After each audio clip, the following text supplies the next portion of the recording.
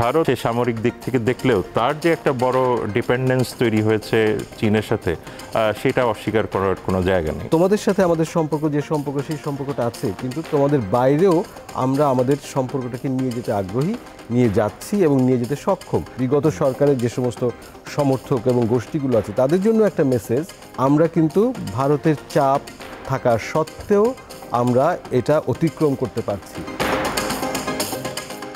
চীন সফরে গেলেন প্রধান উপদেষ্টা, শি জিনপিংয়ের সঙ্গে বৈঠক হবে। এই সফরের যে ভূ রাজনীতিক এবং কূটনৈতিক তাৎপর্য কি দেখেন? ধন্যবাদ। আমার মনে হয় যে এটা বাংলাদেশের পররাষ্ট্র নীতিতে যে একটা বড় রকমের পরিবর্তন এসছে, এটার একটা বড় ইন্ডিকেটর। এবং সেই ইন্ডিকেটরটা এই বিষয়টাকেই টেস্টিফাই করে যে বাংলাদেশের পররাষ্ট্রনীতি আগের চেয়ে অনেক বেশি ইন্ডিপেন্ডেন্ট, যেটাকে আমরা বলি, এবং যার একটা বড় রকমের অটোনমি তৈরি হয়েছে। অর্থাৎ কোন দেশের কি বিষয় আশয় তার চেয়ে যে ন্যাশনাল ইন্টারেস্টের জায়গাটাতে জোর দেওয়া দরকার, সেটারই একটা রিফ্লেকশন হয়েছে।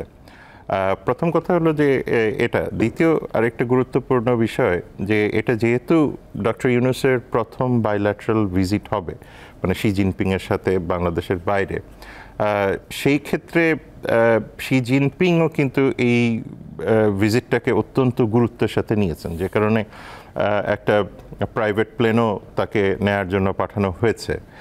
অর্থাৎ চীনের ক্ষেত্রেও এটা একটা বড় গুরুত্বপূর্ণ বিষয় যে বাংলাদেশের সাথে তার সম্পর্কটাকে আরেকটু গভীর করা। যদিও হয়তো বা বড় রকমের কোনো চুক্তি সই না হলেও এই ভিজিটের মাধ্যমে যে দুই দেশের মধ্যে অনেকগুলি বোঝাপড়ার জায়গা আছে, সেইগুলি ক্লিয়ার হবে। একটা বিষয় হলো, যদি আমরা বাংলাদেশের অর্থনীতির দিক থেকে চিন্তা করি, তাহলে নিশ্চিতভাবে অর্থনৈতিক বিষয়গুলি এখানে যেরকম আসবে, টেকনোলজির বিষয়গুলি আসছে, ফরেন ডিরেক্ট ইনভেস্টমেন্টের বিষয়গুলি আসছে, এবং সামগ্রিকভাবে আমার ধারণা কিছুটা হলেও নিরাপত্তা সামরিক বিষয়গুলিও আসবে। সুতরাং ব্যাপ্তিটা অনেক বেশি এবং এটাকে অনেক বেশি স্ট্র্যাটেজিক লেভেলে চীন নিয়ে যাইতে চাবে। সুতরাং আমার মনে হয় সেই জায়গাতে আমাদের একটা বড় রকমের লেভারেজ তৈরি হয়েছে। তৃতীয় আরেকটা বিষয় থাকে যে এটার জিওপলিটিক্যাল ডাইমেনশনটা। যদি আমরা এটা রিজিওনাল দেশগুলির কাছ থেকে দেখি, আমার মনে হয় যে দক্ষিণ এশিয়ার বেশিরভাগ দেশের সাথেই চীনের সম্পর্ক অত্যন্ত ভালো। সেটা পাকিস্তান হোক, আফগানিস্তান হোক, নেপাল, ভুটান, মালদ্বীপ এবং শ্রীলঙ্কা, আর এইদিকে যদি মিয়ানমারকেও ধরা হয়। সুতরাং সেই জায়গাতে আমার মনে হয় যে এক ধরনের অ্যাকসেপ্টেবিলিটি সাউথ এশিয়ার আছে। প্রবলেমটা হচ্ছে ভারত বিষয়টাকে হয়তো বা কিছুটা তার সামরিক দৃষ্টিকোণ থেকে, নিরাপত্তার দৃষ্টিকোণ থেকে দেখে।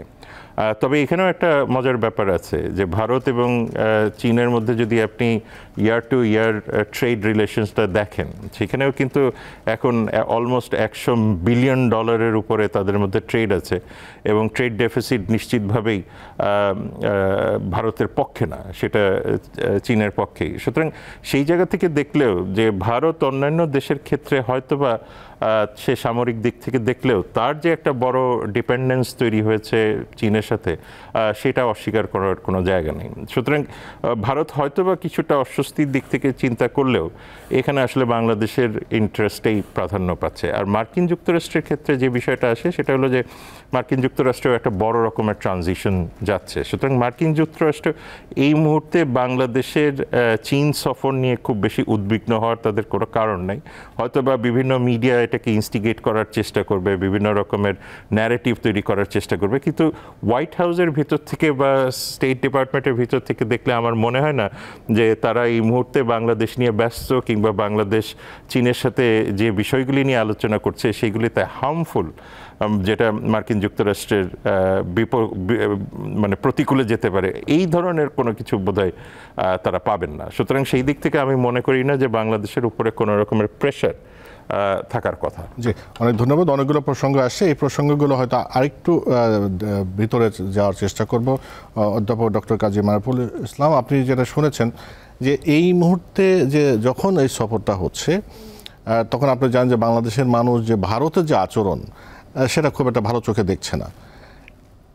এবং যেটা শাহবানা বলছিলেন যে সাউথ এশিয়া অন্যান্য দেশের সাথে ভারতের সম্পর্কও খুব একটা ভালো না, অন্যদিকে চীনের সম্পর্ক আবার ভালো। এই সম্পর্ক দিক নজর দিয়ে যদি আমরা ভূরাজনৈতিক প্রেক্ষাপটে একটু ব্যাখ্যা করেন যে বাংলাদেশের সাথে চীনের যে সম্পর্ক নতুন মাত্রায় হচ্ছে, মানে এর আগের শাসনে আমরা কি দেখেছি, যখন চীনে কোথাও যেতে হলে ভারতের সম্মতি নিয়ে যেতে হয়, এরকম একটা ভাব ছিল। আপনি কিভাবে ব্যাখ্যা করবেন? জি, ধন্যবাদ। ডক্টর শাহাব ইনাম তো আমাদের এই সফরের যে ভূ রাজনৈতিক দিকগুলো আছে সেগুলো উনি বলেছেন, অনেকটাই আলোকপাত করেছেন। আমি রাজনীতির একজন ছাত্র হিসেবে দেখতে চাই যে বাংলাদেশের আভ্যন্তরীণ যে রাজনীতি আছে সেই জায়গা থেকে এই সফরের গুরুত্বটা কীরকম আছে বা এটার ভূমিকাটা কি আছে। প্রথমত এটা বলে রাখা দরকার যে এই আজকের এই আধুনিক দুনিয়াতে কোনো একটা দেশের আভ্যন্তরীণ ঘটনা আর বাইরের ঘটনার মধ্যে এত বেশি নিবিড় সম্পর্ক এবং পরস্পরের মধ্যে এত বেশি নির্ভরশীলতা থাকে যে কোনটা আমাদের ডোমেস্টিক আর কোনটা আমাদের ইন্টারন্যাশনাল ফ্রন্টে হচ্ছে, এই দুটোর মধ্যে যে পার্থক্যের সীমাটা ছিল সেটা অনেক অনেক অনেক পাতলা হয়ে গেছে। ফলে যা আমাদের দেশের ভেতরে ঘটছে তার একটা প্রভাব বাইরে পড়তে পারে, যা বাইরে ঘটছে তার একটা ইমিডিয়েট প্রভাব আমাদের দেশের ভেতরে ঘটতে পারে। তো এই চীন সফরের ক্ষেত্রে যেটা দেখেন যে বর্তমান যে অন্তর্বর্তীকালীন সরকার তাকে প্রথমত যদি তার দুটো ফ্রন্ট, একটা হচ্ছে যে তার দেশের অভ্যন্তরে যে জনগণ আছে তারা একটা জায়গায়, এবং এই সরকারের সক্রিয়তা, তাদের কার্যক্ষমতা এবং তার যে গ্রহণযোগ্যতা সেটা আবার বাইরের শক্তিগুলোর উপর নির্ভর করছে।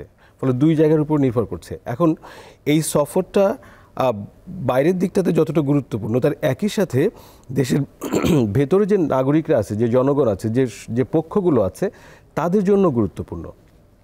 অর্থাৎ ডক্টর ইউনূসকে চীন যে গুরুত্ব দিয়ে এই সফরটাকে দেখছে, এই সফরটা থেকে বাংলাদেশ তার স্বার্থের কোন কোন বিষয়গুলো চায়না থেকে নিশ্চিত করতে পারবে সেটা আমরা দেখব, দেখার অপেক্ষায় আছি। কিন্তু ইতিমধ্যেই এই সফরটা দেশের অভ্যন্তরে যে শক্তিগুলো আছে, অর্থাৎ নাগরিক সমাজ, আমাদের ব্যুরোক্রেসি, আমাদের অন্যান্য রাজনৈতিক দল, ছাত্র সংগঠনগুলো কিংবা ব্যবসায়ী সংগঠনগুলো, এই যে শক্তিগুলো দেশের অভ্যন্তরে আছে তাদের জন্য একটা মেসেজ, তাদের জন্য পরিষ্কারভাবে একটা মেসেজ যে বাংলাদেশের যে ট্রেডিং পার্টনার, যেটা শাহাবু বললেন, এই মুহূর্তে আসলে বাংলাদেশের প্রায় 32% আমদানি নির্ভর করে হচ্ছে আমার চায়নার উপরে। মানে যদিও বাংলাদেশের, আপনি জানেন যে বাংলাদেশের রপ্তানি প্রধানত মুখ্যত হচ্ছে তৈরি পোশাক শিল্পের উপর নির্ভর করে। এই তৈরি পোশাক শিল্পের যে সমস্ত কাঁচামাল এবং যে প্রযুক্তি, যন্ত্রাংশ, এইগুলোর একটা মেজর অলমোস্ট 80%-এর কাছাকাছি আসে চায়না থেকে। ফলে আমরা এই যে আমদানিটা করছি চায়না থেকে, সেই চায়নার আমদানিটা ব্যবহার করে কিন্তু আমরা রপ্তানি করছি। ফলে আমার এই সংক্রান্ত যে ব্যবসায়ী গোষ্ঠীগুলো রয়েছে যারা তৈরি পোশাক শিল্পের সাথে যুক্ত, তাদের সাথে একটা এইরকম মেসেজ দেওয়া যে আমরা এদের সাথে ভালো সম্পর্ক থাকছে, তার মানে এই ব্যবসাটা কন্টিনিউ করতে পারে স্মুথলি। দ্বিতীয়ত হচ্ছে যে রাজনৈতিক শক্তিগুলো আছে, অর্থাৎ যদি আমি বলি যে বিএনপি যদি একটা প্রধান রাজনৈতিক দল বলি, অন্যান্য যারা ধর্মকেন্দ্রিক যে সমস্ত রাজনৈতিক দল আছে কিংবা বাম দলগুলো আছে, এই প্রত্যেকের সাথে চায়নার একটা সম্পর্ক আছে, এক ধরনের যোগাযোগ আছে। সেই যোগাযোগগুলোর জন্য একটা পরিষ্কার মেসেজ দেওয়া যে অন্তর্বর্তীকালীন সরকার চাইনিজ সরকারের কনফিডেন্সে আছে, আস্থায় আছে, এবং এই সরকার সম্পর্কটাকে দেশের স্বার্থের জন্য কাজে লাগাতে সক্ষম। ফলে এই বাকি পক্ষগুলোর জন্য কিন্তু এই মেসেজটা ইম্পর্ট্যান্ট। এবং অফকোর্স একই সাথে আমার যারা প্রতিবেশী আছে, অর্থাৎ আমাদের যে সর্ববৃহৎ প্রতিবেশী, ইমিডিয়েট প্রতিবেশী ভারত, তাদের জন্য এই সরকারের পক্ষ থেকে একটা মেসেজ, যেটা শাহাবু বললেন যে তোমাদের সাথে আমাদের সম্পর্ক যে সম্পর্ক সেই সম্পর্কটা আছে, কিন্তু তোমাদের বাইরেও আমরা আমাদের সম্পর্কটাকে নিয়ে যেতে আগ্রহী, নিয়ে যাচ্ছি এবং নিয়ে যেতে সক্ষম, তার একটা দৃশ্যমান প্রমাণ হচ্ছে এটা। ফলে এবং এই ভারতের সাথে বাংলাদেশের সম্পর্কটা কেমন হবে সেইটারও একটা মেসেজ আবার কিন্তু আমাদের অভ্যন্তরীণ যে রাজনৈতিক পক্ষগুলো আছে, যেটা আমরা যদি যে পতিত রাজনৈতিক দল যেটা বলি, যে বিগত সরকারের যে সমস্ত সমর্থক এবং গোষ্ঠীগুলো আছে, তাদের জন্য একটা মেসেজ যে লুক, আমরা কিন্তু ভারতের চাপ থাকা সত্ত্বেও আমরা এটা অতিক্রম করতে পারছি। ফলে এইটা আভ্যন্তরীণ এই শক্তিগুলোর জন্য কিন্তু একটা বড় রকমের মেসেজ। অর্থাৎ অন্তর্বর্তীকালীন সরকারের তার মেয়াদকাল যতটুকুই থাকুক না কেন, সেই মেয়াদকালের জন্য তার যে ক্ষমতা আছে, তার যে গ্রহণযোগ্যতাটা আছে, সেইটাকে কনসলিডেট করার, এটাকে সংহত করার একটা একটা একটা দৃশ্যমান উদ্যোগের হিসেবেও কিন্তু এই সফরটাকে দেখা যায়। ওয়ালটন আবারও মিলিনিয়ার অফারে ওয়ালটন ফ্রিজ কিনে আপনিও হয়ে যেতে পারেন মিলিয়নিয়ার।